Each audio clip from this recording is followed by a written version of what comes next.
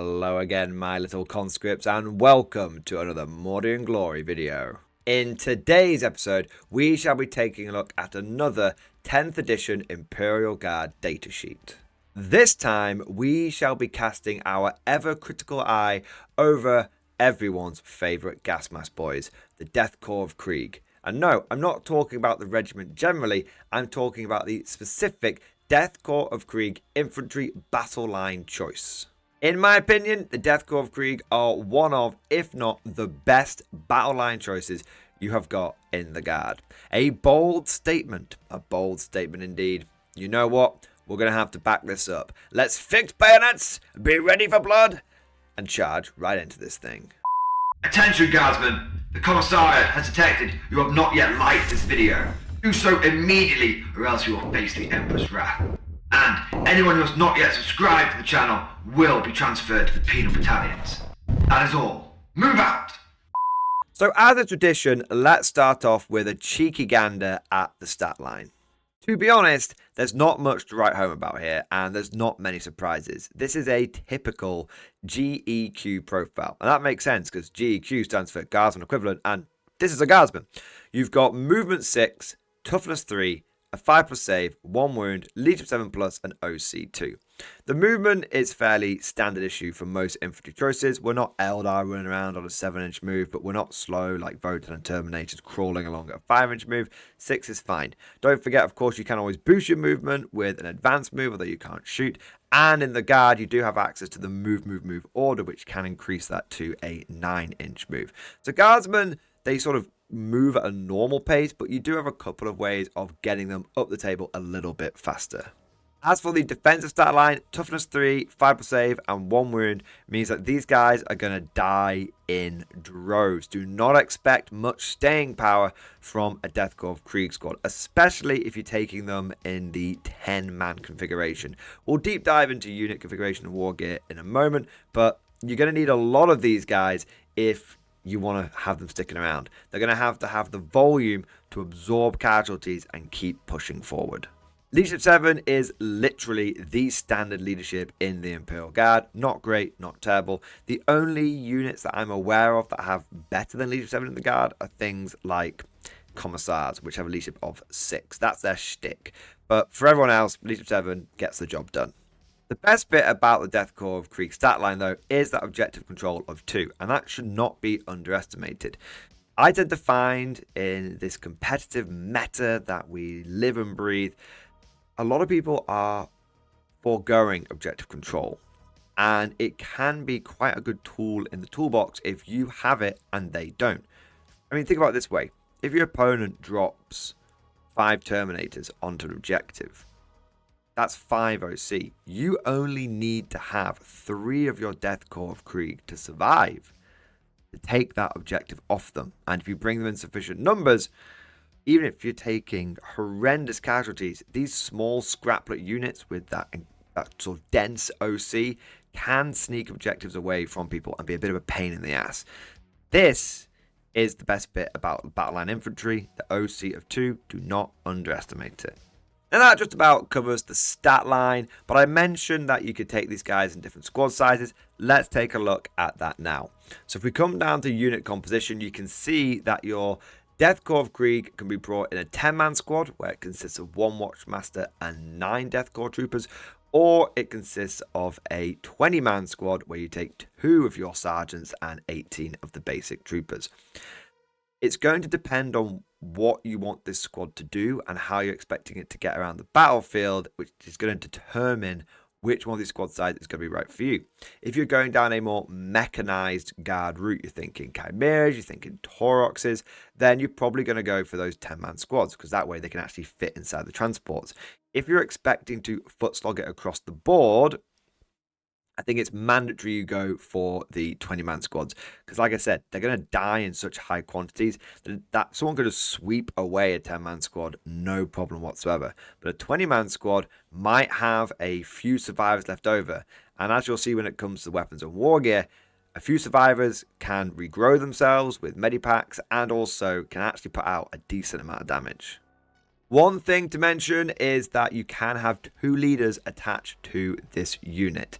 but only one of those can be a command squad. So you could have a Commissar and a Death Korps Krieg command squad attached to this unit, or you could have the Lord Solar attached to this unit with a command squad as well.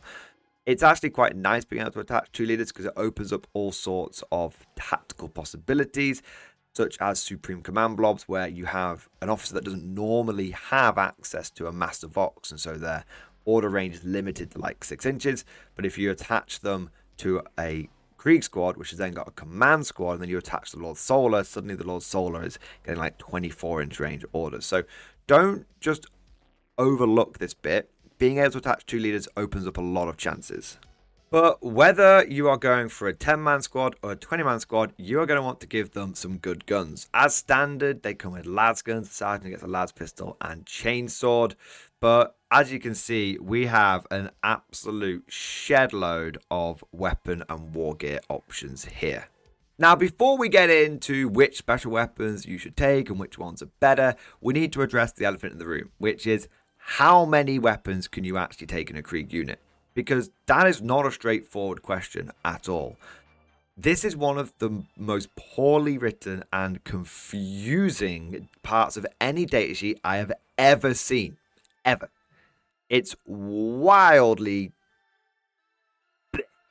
That's the only way I can describe it. It's bleh. There's asterisks all over the place. Some have got 1 asterisk, some have got 2. There's random ones with 3 thrown in the mix. The special weapons are broken into 2 different parts. It's all over the place. If you're a new person looking at this, you've not got a clue. You've not got a clue. And at the moment, there's a big debate going on in the guard community. Can you take 4 special weapons or can you take 8? I am going to say right now that I believe you can take 4 special weapons. I'm not going to get into, well, this is a paragraph and this applies and you apply them all. No, I'm not getting into that. It's makes my brain melt. I am of the belief that you can take 4 special weapons, a maximum of 4 special weapons in a 20-man Krieg blob. If that later gets changed by an FAQ, then that's fine. But me personally, and I strongly advise this to anyone looking at this data sheet, you should remember the golden rule. If there's any confusion or ambiguity in a rule, you should play it to your disadvantage, not to your advantage. Because playing it to your advantage is basically abusing the rules. And it's very easy to abuse Warhammer rules. And the moment everyone starts abusing them, the game just goes down the crapper. So remember, if there's ever any confusion, don't abuse it. Tone it down. Play it against you. And then if it turns out that you could take 8 special weapons in your Krieg squads, well, guess what? You just got a big power boost. But for me, looking at this logically, Death Korps Krieg units are almost the same price. They're like 10 points more. They're almost the same price as Cadians and Catachans. Cadians can get 4 special weapons. You really think that Kriegers would be able to get 8 special weapons for 10 points more, on top of having arguably a much better datasheet ability and access to things like double medikits and all that kind of stuff? No, just doesn't make sense. So 4 gang, rise up, and if 8 gang ends up being right, well then I will humbly accept it and apologize. But with that said, and marching forward on the assumption that it is 4 special weapons, which 4 should you take? I think that you should go for 2 plasma guns and 2 melter guns in each Krieg squad. I think that plasma and melter is just a solid combo. It's been good for as long as I can remember. Through 6th, 7th, 8th, 9th, 10th, every edition that I've played competitively, if you can put a plasma gun on something, you do it. If you can put a metal gun on something, you do it. They've got great strength, great AP, solid damage. Plasma guns have got good volume of fire as well. Melter guns have got fantastic close range damage. You just can't go wrong. However, there is a secondary option, shall we say. Again, this is getting into all the confusion about different war gear and everything, but I think you can also get away with taking 2 plasma guns, 2 Vox casters, and 2 grenade launchers. That is a legal loadout, even with all the messing around with the asterisks. I like that loadout because it allows you to still get plenty of firepower. The grenade launchers aren't the same as melta guns. But you also get the Voxcast in there, which, if you're not taking the Lord Solar, can be a very viable source of CP regeneration. But speaking of special equipment like Voxcasters, we could also take up to 2 Deathcore Medipack guys in a 20-man squad. Deathcore Medipacks function very similarly to Command Squad Medipacks, as in you can bring back D3 guys. The big thing is, though, is that GW has addressed what happens if you have 2 Medibags in one 20-man squad. You don't bring back 2D3, you bring back D3 plus 1. I think they've done that just to try and balance it out a little bit, because I agree, if you could bring back up to 6 guardsmen a turn from each squad, that is going to add up. Especially if you take like 120 of these guys, you're going to be bringing back a lot. like 36, potentially 36 guards a turn. Yeah, so having it average out to 3 seems a lot more fair. You've also got a whole bunch of war gear for your sergeant. Your Watchmaster can swap out his last pistol and chainsword for a bolter and close combat weapon. Yes, that is a mistake. It should say bolter, not bolt pistol.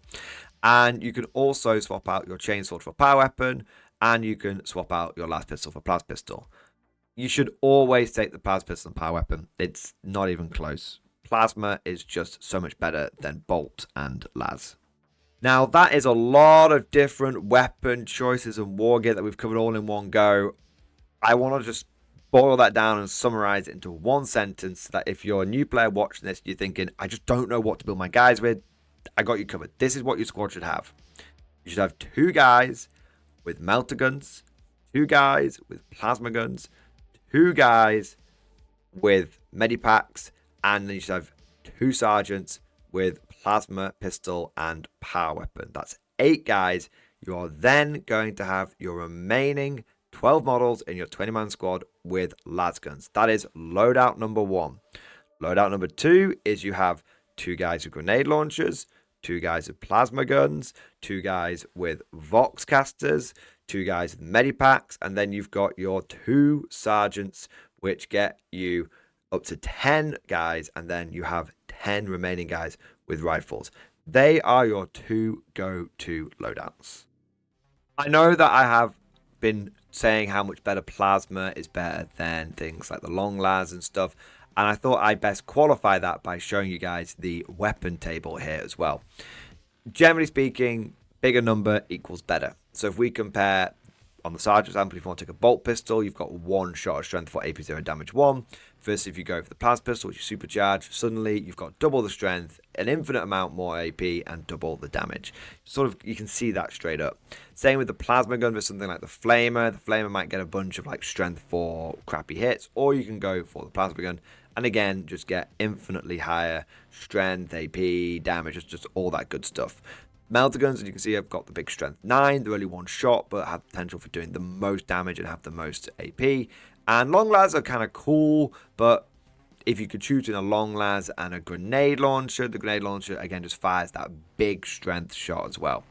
So hopefully when you see these weapon charts here, you can kind of understand why I've gone for the weapon choices that I have and why I've picked those and recommend those for new players, because you could just see like the power weapon is just better than the chainsaw. There's more strength, there's more AP. Yeah, the same damage. Yeah, it's 1 attack, but you always want to be aiming for more AP. You always want to be aiming for more strength. You always want to be aiming for more damage. So whichever one of those weapons has got more of these key stats generally is the better one, especially I find in 10th edition, where we are in a vehicle and monster and very elite infantry meta. When I'm talking like very elite infantry, I'm talking like World Leader 8 bound. I am talking things like Custodes, which are basically walking tanks. You know, sure, they're infantry, but a flamer ain't going to do anything to a Custodes. But a plasma gun and a metal gun is going to give them a bad time. But let's move on to the abilities of the Death Corps. And we'll start off with their best one, which is Grim Demeanor. Each time model in this unit makes an attack, add 1 to the hit roll if this unit is below its starting strength, and add 1 to the wound roll as well if the unit is below half strength. First thing to point out here is that this affects both your ranged and your melee attacks. It affects all of your attacks. Most of the time, you're going to be bothered about affecting your range attacks, but it can be nice to have +1 to hit in melee, and sometimes having +1 to wound on those power swords can make a big difference. But the reason I think this ability is so strong is because it stacks with the take aim order. A lot of people are going to tell you it doesn't stack. Those people are wrong. I have had to explain this 1,000 times since the beginning of 10th edition, because this is the same ability that Deathcore Krieg had in the index. You can have +1 to hit and you can have +1 to your ballistic skill. This is because +1 to hit is affecting your dice roll. That is a modifier to the dice roll. And take aim is a modifier to your ballistic skill. And at the moment, there is no limit on the amount of modifiers that you can add to characteristics.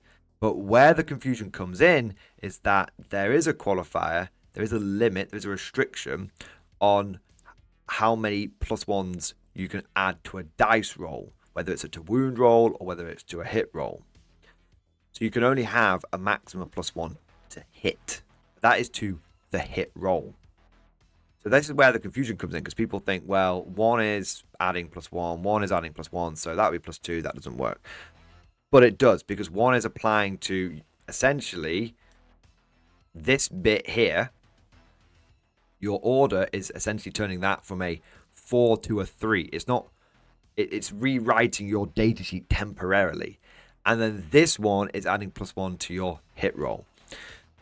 So yes, that means if you have taken at least 1 casualty in your Deathcore squad, and you then give them the take aim order, you will be hitting on 2s in shooting with all of this stuff. It's very, very good. Guardsmen running around, hitting on 2s with plasma guns and metal guns is it's really good. It's really, really strong. And then getting the +1 to wound as well, it can be phenomenal, because suddenly you're not trying to wound vehicles on 5s with melters, you're wounding them on 4s, and that becomes, yeah, it's still 50-50, but that becomes eminently more possible. And this ability pairs particularly well with certain detachments as well, because if you have a bunch of Deathcore Krieg running around in a bridgehead detachment, and then they've taken 1 casualty, and they've got take aim, then they will be hitting on 2s, re-rolling 1s. Yep, guardsmen hitting like custodies. And we've got the guns for those hits to be substantial. Now we've also got some war gear abilities here. Remember, you only qualify for these abilities if you have the relevant war gear. So if you've got Deathcore Medipacks, you can start bringing back D3 Deathcore Troopers to this unit. If you've got 2 Medipacks, you can start bringing back D3+1. That's great. It's being able to respawn models back into the squad every single turn. That can flip objectives. That can help you screen out more. That can bring back guys with special weapons. It's not just like lasgun guys.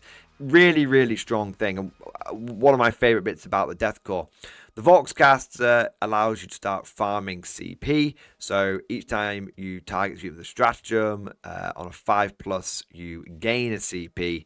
If you've got an officer within 6 inches, then it's on a 4+.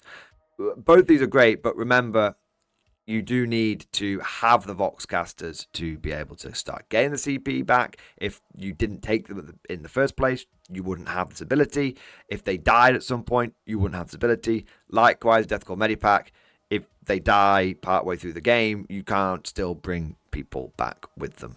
One little quirk with the Medipack and Grim Demeanor is sometimes you will find yourself not wanting to bring back everyone that you can, because there may be a critical point where you need that +1 to wound. It's more important for you to have +1 to wound on your melt and your plasma against some big chaos demon than it would be to have a couple of extra lasgun shots. You can return up to D3 destroy models. So if you roll, let's say you've taken like 8 casualties, you just want to bring like 1 guy back.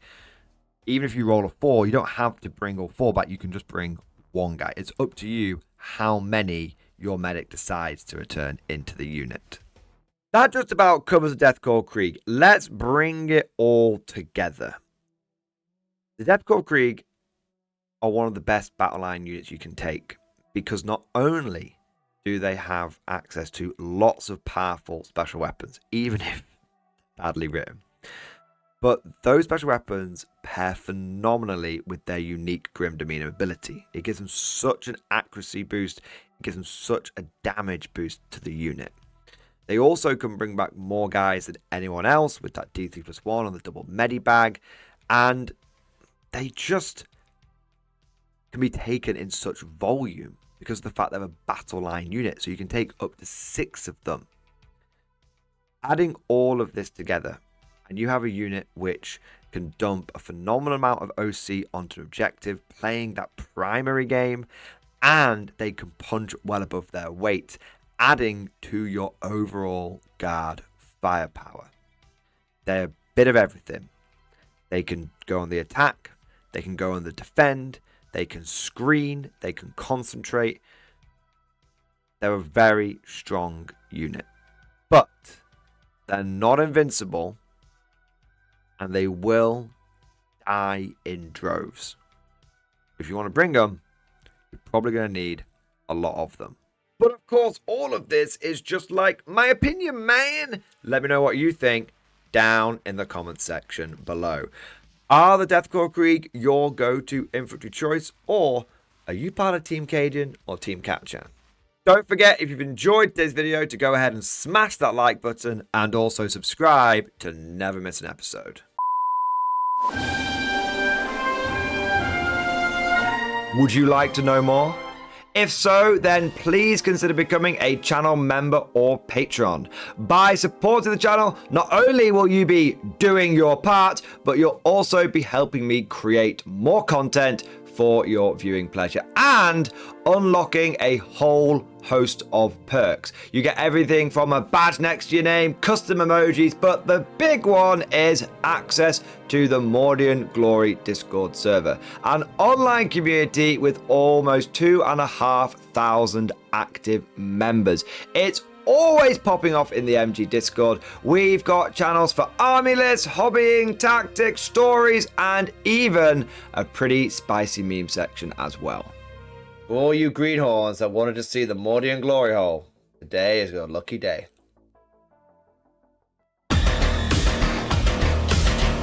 And joking aside, I do want to say a massive thank you to all of the current channel members and patrons. You guys are amazing, truly the lifeblood of the channel. I could not do Mordian Glory full-time without the incredible and generous support of my members, so thank you guys so much.